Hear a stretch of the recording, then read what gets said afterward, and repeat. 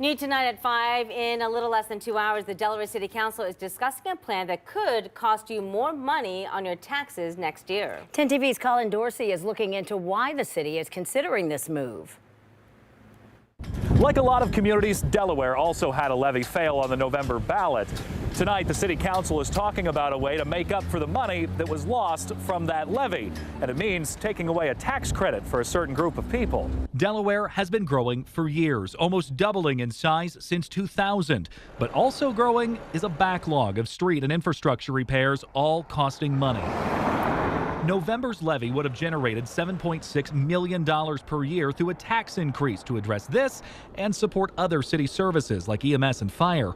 When it failed, sights were set on the city's 50% tax credit to those working outside of the city, something outlined in that tax levy last year.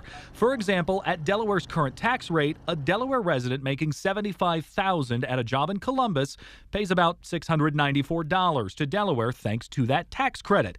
Without that credit, they owe the full amount of nearly $1,390.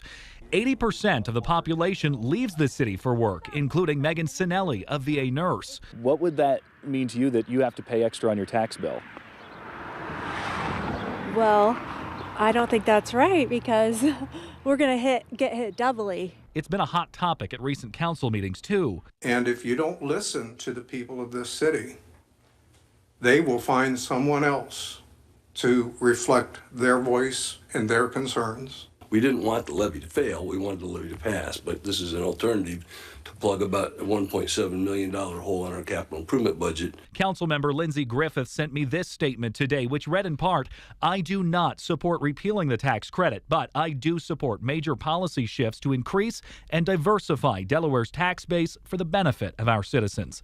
It's far from being a set decision. At the last meeting, Council discussed other options of making up for the failure of that levy. And even though this is the third reading of this ordinance, it won't go to a vote tonight. Council could have 2 or 3 more readings of it, and even if it does pass, this wouldn't go into effect until 2026. In Delaware, Colin Dorsey, 10 TV News.